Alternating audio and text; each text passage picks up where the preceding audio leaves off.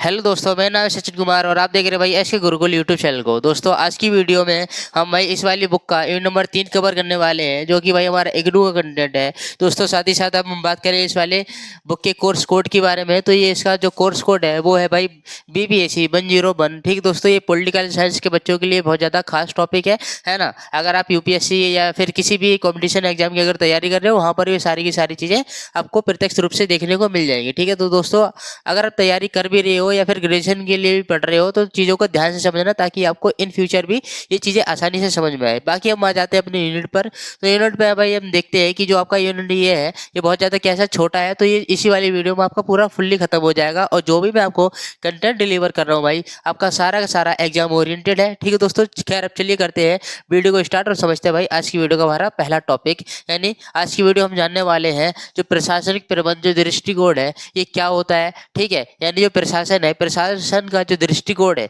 यानी जो प्रबंधन यानी उसका जो मैनेजमेंट का जो तरीका है ना, जो किस तरह से देखते हैं चीज़ों को। ठीक है, ताकि वो बेहतर तरीके से काम कर पाते हैं, सुचारू रूप से काम कर पाते हैं एक पूरे सिस्टम को क्रिएट कर करके, है ना। सिस्टम को, किसी भी सिस्टम को क्रिएट करना आसान है, लेकिन उसको चला पाना थोड़ा क्या हो जाता है, मुश्किल हो जाता है। तो आज की वीडियो में भाई यही समझने वाले हैं, जैसे कि प्रशासनिक प्रबंध दृष्टिकोण का उद्भव यानी जो इसका उद्गम कहाँ से होता है। ठीक है, यानी जो इसका जो विकास कहाँ से होता है। देखो, तो ये जो दृष्टिकोण है ये 20वीं शताब्दी में, ठीक है, जो ये दृष्टिकोण है ये दृष्टिकोण कब, ये 20वीं शताब्दी की शुरुआत में क्या हुआ, विकसित हुआ। क्या हुआ भाई, विकसित हुआ 20वीं शताब्दी के दौरान। और इसके बाद में क्या होता है कि इसके जो प्रमुख प्रवर्तक हैं, ठीक है, यानी जो इसके प्रमुख जो सपोर्टर रहे हैं, है ना, इसको लाने वाले जो इसके जनक हैं वो कौन है भाई, हेनरी फोयल। ठीक है, हेनरी फोयल, ठीक है, जो कि इसके क्या है, जनक भी है ना, फादर ऑफ है। ठीक है, किसके, प्रशासनिक प्रबंध दृष्टिकोण के, है ना। तो इसके बाद में इसका उद्देश्य संगठन के प्रशासन और प्रबंधों को अधिक व्यवस्थित तथा प्रभावी कर बनाना है। अब ये आए, अब इन्होंने देखा कि चीजें कैसी बहुत ज्यादा उथल पुथल है प्रशासन में, चीजें बेहतर तरीके से काम नहीं कर पा रही है। तो जब ये आते हैं, आने के बाद में इन्होंने अपना विकास में योगदान दिया, है ना। तो उसके बाद में इन्होंने देखा कि किस प्रकार से चीजों को संगठित करना है ना, उनको क्या करना है, ऑर्गेनाइज करना है ना। उसके बाद में जो भी वर्क है यानी जो भी काम है, जो भी कार्य है, उसको कैसा डिस्ट्रीब्यूट करना है। ठीक है, आपको ये काम करना है, आपको ये काम करना है, आपको ये वाला काम करना है। आई होप कि आप समझ पा रहे हो, है ना दोस्तों। और उसके बाद अधिक व्यवस्थित तथा प्रभावी बना दिया। कैसा बना दिया इन्होंने, व्यवस्थित कर दिया यानी उसको मैनेज कर दिया, और उसके बाद प्रभावी बनाया यानी इफेक्टिवफुल बना दिया, है ना। जब भी कोई इफेक्टिवफुल हो जाती है तो उसके बाद में बहुत ज़्यादा अच्छी लगने लगती है ना, यानी चीज़ें आसान हो जाती है। और देखो, और इनका क्या है, जो फोइल है, फोइल ने अपने व्यवहारिक अनुभव के आधार पर, यानी इनका जो व्यवहार था इसके आधार पर उन्होंने क्या करा, इसी के बेस पे उन्होंने प्रबंधन के सार्वभौमिक सिद्धांत को क्या कर दिया, विकसित कर दिया। यानी सार्वभौमिक यानी सब में कैसा फैला दिया अपने सिद्धांतों को। ठीक है, और उसके बाद उन्होंने बताया कि किसी भी संगठन के प्रभावी संचालन के लिए प्रबंधन को कुछ मूलभूत कार्य करने होते हैं। यानी कोई भी अगर कार्य है, ठीक है, तो वहाँ पर क्या है, आपको थोड़े बहुत मूलभूत कार्य करने पड़ेंगे। अगर दोस्तों अगर अच्छा लीडर भी बनना चाहते हो, तो आपके अंदर भी ये सारी क्वालिटी होनी चाहिए, है ना दोस्तों। तब जाकर के आप एक अच्छा लीडर बन सकते हो, तब जाकर के आप लोगों को लीड कर सकते हो। तो आपको ये वही चीजें सिखा रहे हैं कौन, हेनरी फोइल। ठीक है, हेनरी फोइल। ठीक है दोस्तों, और देखो ये क्या कहते हैं कि आपको क्या करना चाहिए, जैसे कि आपको पहले कुछ भी अगर काम करना है, तो काम करने से पहले आपको पहले क्या बनानी है भाई, योजना बनानी है, यानी पहले उसको प्लानिंग करनी है ना। कि कोई भी अगर काम है तो वो किस प्रकार से करना है मुझे, ठीक है, पहले सोचना है, समझना है, उसका एनालाइज करना है, तब जाकर के वहां पर पिंच कसना है। ठीक है, जैसे कि अगर मान लेते हैं कि आपने पूरा टारगेट रख लिया है कि इस साल, है ना, इस साल मुझे पूरा फुल में से फुल ऑफ नंबर लेकर के आने BPSC 101 के बारे में। ठीक है, तो इस वाले यूनिट में क्या है, आपको फुल में से फुल नंबर आने हैं। तो फुल नंबर कब आएंगे, जब आप उसमें बहुत ज़्यादा प्रैक्टिस करोगे, जब इसके लिए आप बहुत ज़्यादा पढ़ोगे, एक अच्छी प्लानिंग करोगे, इसके प्रीवियस ईयर क्वेश्चन देखोगे, है ना, और उसके बाद में एसके गुरुकुल फॉलो करोगे। ठीक है, तब जाकर के आप क्या बेहतर नंबर लेकर के आ पाओगे, है ना दोस्तों। और उसके बाद संगठन बनाओ। ठीक है, क्या बनाओ, संगठन बनाओ, और उसके अंदर आदेश देना या निर्देशन करना, ये सारी की सारी चीज़ें आ जाती है इसमें। संगठन यानी ऑर्गेनाइज बनाना है ना, कि काम जो है किस प्रकार से करना है ना, काम जो है किस प्रकार से करना है, कब कब किस काम पे ज़्यादा जोर देना है, ये सारी की सारी चीज़ें आ जाती हैं। और उसके बाद में आदेश भी देना होता है और उसके बाद निर्देश भी देना होता है, समन्वय करना होता है। समन्वय का मतलब ये है कि भाई कोऑर्डिनेशन, क्या मतलब होता है इसका, कोऑर्डिनेशन। अब जब भी हम कहीं पर अगर कोऑर्डिनेशन की बात करते हैं तो हमारे मन में ख्याल आता है सहयोग का, तो बिल्कुल आप राइट हो। ठीक है, क्या करते हैं हम, सहयोग करते हैं, कोऑर्डिनेट करते हैं, आपस में मिलजुल कर एक दूसरे का समन्वय करते हैं। अगर आपको ये चीज़ें नहीं आ रही तो हम बता रहे हैं, हमको ये चीज़ें नहीं आ रही है तो आप बता रहे हो। ठीक है दोस्तों, ये होप कि आप समझ पा रहे हो। और शायद नियंत्रण करना, ठीक है, क्या करना है, लास्ट में आपको ये भी देखना चाहिए कि कंट्रोलिंग, यानी जो कंट्रोलिंग की जो पावर है वो भी आपके पास ही रहनी चाहिए, आपके अधीन रहनी चाहिए, तब जाकर के आप किसी भी कार्य को एक सफलतापूर्वक तरीके से कर पाओगे, वो कार्य सक्षम भी हो पाएगा और उसमें आप आगे भी बढ़ पाओगे। ठीक है, उस क्षेत्र के आप बादशाह भी बन पाओगे। ठीक है दोस्तों, और देखो भाई जो अगले हैं, अगले को ये इसमें जो हेनरी फोयल है, ठीक है, जो हेनरी फोयल है ना, जो हेनरी फोयल है, इनके जो विचार है, अब इनके जो विचार है, अब ये क्या कहते हैं, इनके टोटल कितने 14 विचार दिए थे इन्होंने, है ना, जिनमें इन्होंने बताया था कि आपको किस प्रकार से कार्य को करना है, ये तो इन्होंने बता दिया। और इसके बाद इन्होंने उसमें विचार भी कसे, ठीक है, बोले थे उसमें तंज भी कसे, जैसे कि प्रबंधन एक क्या है, सार्वभौमिक प्रक्रिया है। प्रबंधन क्या है, एक सार्वभौमिक प्रक्रिया है ना दोस्तों। जैसे कि अगर जो मैनेजमेंट है, मैनेजमेंट कैसा, एक सार्वभौमिक है। जैसे कि इंडिया में मैनेजमेंट होता है, आपके गांव गली में मैनेजमेंट होता है, चाइना में मैनेजमेंट होता है, तभी तो जाकर के चीज़ें आसानी से काम कर पाती हैं। अमेरिका में मैनेजमेंट होता है ना दोस्तों। तो ये सारी की सारी चीज़ें आ जाती है मैनेजमेंट यानी सिस्टम में ऊपर। ठीक है दोस्तों, और इसके बाद में जो प्रबंधन के 5 कार्य होते हैं, ठीक है, किसी भी प्रबंधन के कितने 5 कार्य होते हैं, कितने 5 कार्य। पहला होता है भाई आपको प्लानिंग करनी है ना। दूसरा होता है आपको ऑर्गेनाइज करना है चीज़ों को, है ना दोस्तों। और उसके बाद निर्देशन, यानी क्या करना है, आपको ऑर्डर भी देना आने चाहिए। ठीक है, और उसके बाद ऑर्डर दे दिए, निर्देश दे दिए, ठीक है, आपको क्या काम करना है, कैसे काम करना है, नीतियां बना दी, सारी की सारी चीजें। और आप क्या करोगे भाई, कार्य को डिस्ट्रीब्यूट करोगे। क्या करोगे भाई, कार्य को डिस्ट्रीब्यूट करोगे, है ना। कार्य को हमने क्या कर दिया, डिस्ट्रीब्यूट कर दिया। और उसके बाद समन्वय के साथ जो भी वर्कर है उनको क्या काम भी करना है, तब जाकर के आपकी जो कंपनी है वो सफलतापूर्वक काम कर पाएगी। ठीक है दोस्तों, और देखो यहाँ पर क्या है, जो विभाजन में दक्षता आएगी। ठीक है, जब कार्य को जब बट जाएगा, ठीक है, तो लोग अपने अपने कार्य में कैसे माहिर होते हैं, है ना, तो बेहतर तरीके से वो काम कर पाएंगे, है ना। जिस व्यक्ति को जो काम आता है उसको अगर वही काम दोगे तो वो काम पहले से लाख गुना अच्छा हो जाएगा। ठीक है दोस्तों, है ना। और इसके बाद में बढ़ती है, और इसके बाद में अधिकार और उत्तरदायित्व में संतुलन होना चाहिए। ठीक है, अधिकार और उसके बाद में उत्तरदायित्व के बीच में क्या होना चाहिए, बैलेंस होना चाहिए। अगर दोनों के बीच में अगर डिसबैलेंस हुआ तो पूरी कंपनी बेकार हो जाएगी। ठीक है दोस्तों, तो इसलिए क्या है, दोनों के बीच में संतुलन होना जरूरी है।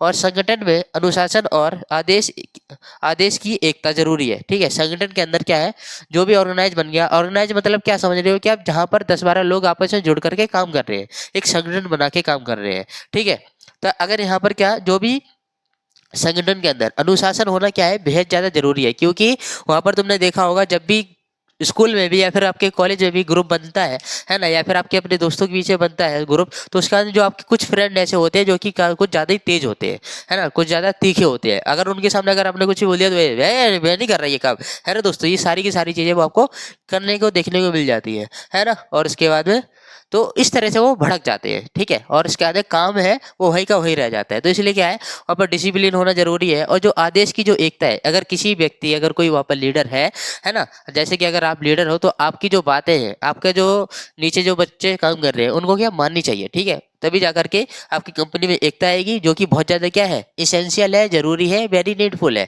ठीक है, और उसके बाद में है ये, उसके बाद में है भाई वर्कर एंड मैनेजर के बीच में समन्वय, यानी जो भी वर्कर है, ठीक है, जो भी वर्कर है और उसके बाद में जो भी मैनेजर है, जो भी मैनेजमेंट चीजों को कर रहा है उसको मैनेजर कहते हैं। ठीक है दोस्तों, तो इन दोनों के बीच में क्या होना चाहिए, अच्छा एक समन्वय होना चाहिए, यानी अच्छा एक कोऑर्डिनेटिंग होना चाहिए। ठीक है, एक दूसरे के कैसे कोऑर्डिनेशन होना चाहिए दोनों के बीच में। और उचित वेतन का भुगतान। ठीक है, अगर किसी भी व्यक्ति को अगर कम पैसा मिल रहा है और उससे काम ज्यादा करवा रहे हैं तो ये भी कैसा है, गलत है। ये भी क्या है भाई, गलत है। तो इसलिए हमें क्या करना है, उचित वेतन रखना है, यानी सभी को ये ना लगे कि हाँ उनको पैसे ज्यादा मिल रहे हैं। हाँ, काम के बेस पे पैसे दे सकते हैं। अगर कोई सामने वाला काम अगर एक्स्ट्रा कर रहा है या फिर उसका जो काम है वो थोड़ा हैवी है तो उसको थोड़ा पैसा एक्स्ट्रा दे सकते हैं। अदरवाइज अगर अगर काम दोनों का सेम है और उसके बाद में जो पैसे है वो दोनों को देने में डिफरेंट है, तो हमें यहाँ पर क्या दिक्कत आ जाएगी। ठीक है दोस्तों, तो यहाँ पर क्या अनुशासन तो होना बहुत ज्यादा जरूरी है ही। और इसके बाद प्राधिकार यानी ऑथोरिटी यानी जहाँ से चीजें कैसी नीतियां बनती हैं, ठीक है, जहाँ से चीजें लागू होती है, जहाँ से चीजें चलती है, तो यहाँ पर क्या ऑथोरिटी का भी होना जरूरी है। और केंद्रीकरण यानी जो भी ठीक है, जो भी चीजें बनी, ठीक है, जो भी कंपनी बनी वो उसका कैसा केंद्रीकरण यानी सेंट्रलाइजेशन होना चाहिए। ये इन्हीं की पूरे में इधर उधर भटक रहे हैं, ठीक है दोस्तों। और इसके बाद व्यवस्था, एक अच्छी व्यवस्था के साथ काम करेंगे तब जाकर के काम सफल भी हो पाएगा। और इसके बाद समानता, अब जो भी वर्कर काम कर रहे हैं, ठीक है, उनको कैसे समान दृष्टि से देखा जाना चाहिए, है ना, कैसे समान दृष्टि से देखा जाना चाहिए। और कार्यकाल की जो स्थिरता है, ठीक है, जो कार्यकाल है, कार्यकाल भी कैसे एक स्थिर होना चाहिए कि आपको 2 साल के अंदर अंदर क्या करना है, यूपीएससी क्रैक करना है तो क्रैक करना है, ये क्या है आपका पूरा कार्यकाल है ना दोस्तों।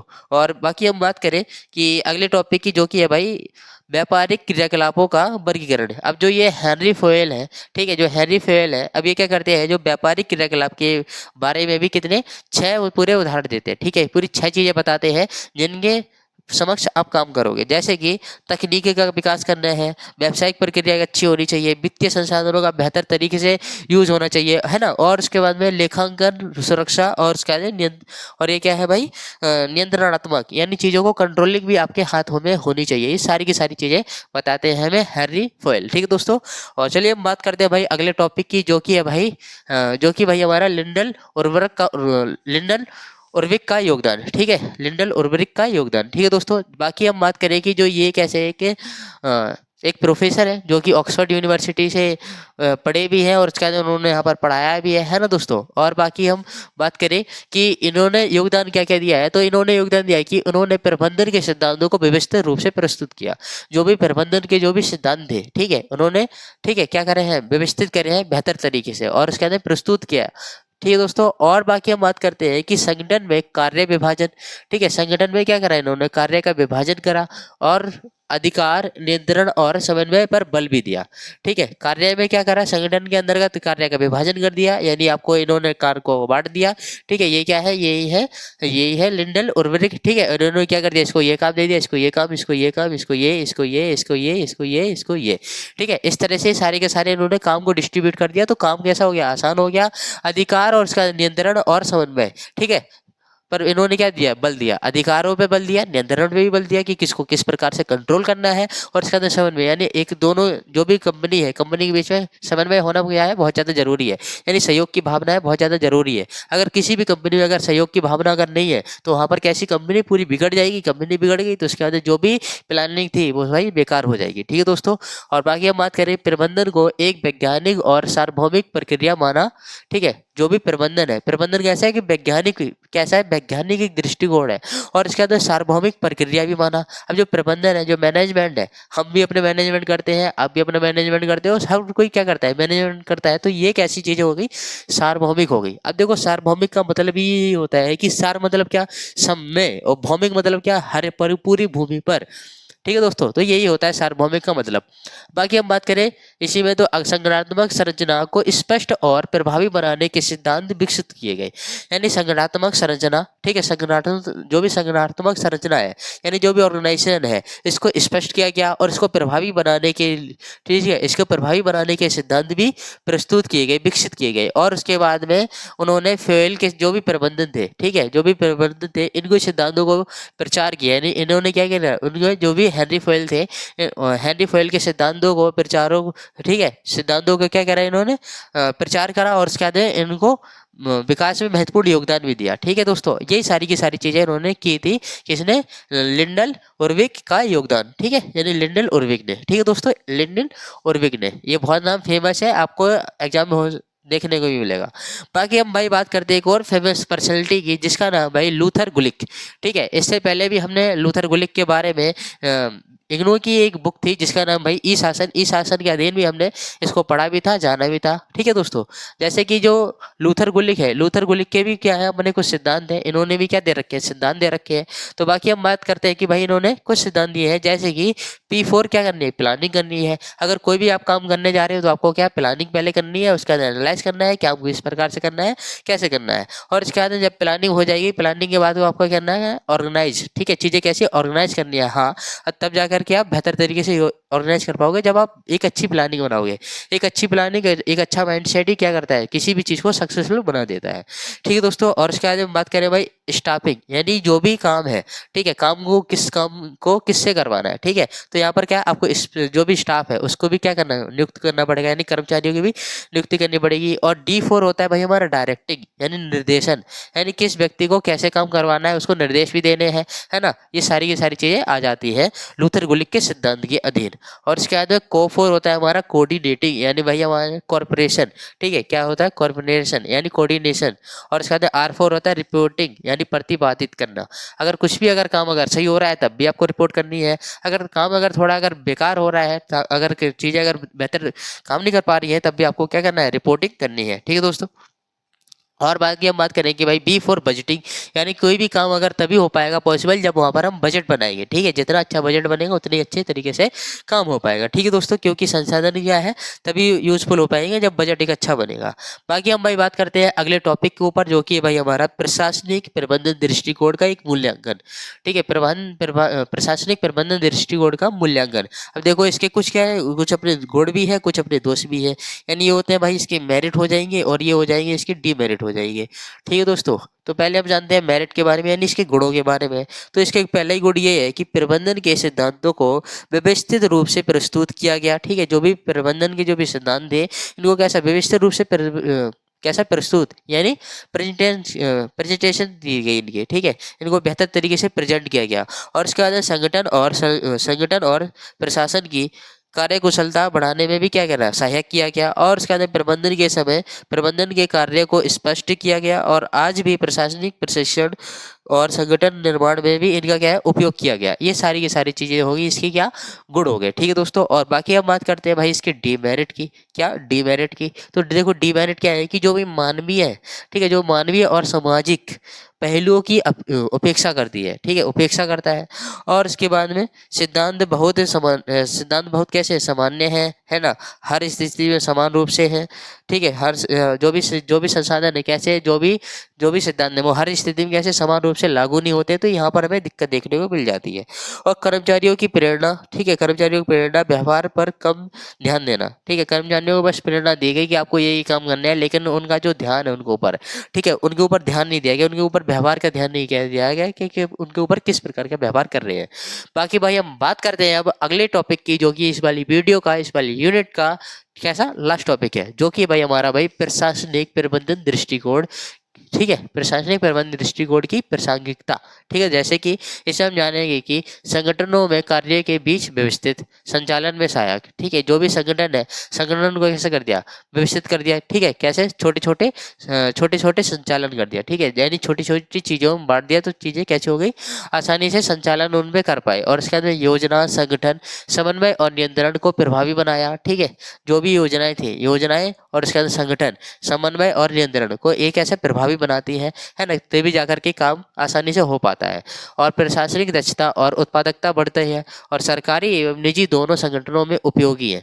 ये दोनों ही क्या है, जो भी प्रबंधन है कैसा, दोनों में ही जरूरी है, चाहे वो सरकारी संस्था हो या फिर वो प्राइवेट संस्था हो, दोनों में क्या है, वेरी इंपॉर्टेंट है। और बाकी हम बात करेंगे आधुनिक प्रबंधन के लिए आधार प्रदान करना। ठीक है, आधुनिक प्रबंधन के लिए, यानी आज के समय में जो टेक्नोलॉजी आ गई है ना, चीज़ें कुछ बदल गई है, तो आज के समय में चीज़ें किस प्रकार से मैनेज कर सकते हैं। ठीक है दोस्तों, तो इसी प्रकार से जो आपका यूनिट नंबर 3 है, यानी प्रशासनिक दृष्टिकोण, ठीक है, यानी प्रशासनिक प्रबंधन दृष्टिकोण फाइनली पूरा भाई कंप्लीट हो गया है। अगर दोस्तों वीडियो अच्छी लगी हो तो वीडियो को लाइक, चैनल को सब्सक्राइब और वीडियो को लाइक शेयर भी कर देना। ठीक है, अपने दोस्तों के साथ उनको बता देना कि चैनल पे अच्छी तरीके से तैयारी हो रही है। जो बच्चे नहीं जुड़े हैं उनको भी बच्चों को जोड़ दो। ठीक है, ये आपका छोटा सा काम है। ठीक है दोस्तों, चलिए मिलते हैं इसके अगले यूनिट में, तब तक के लिए भाई जय हिंद, वंदे मातरम।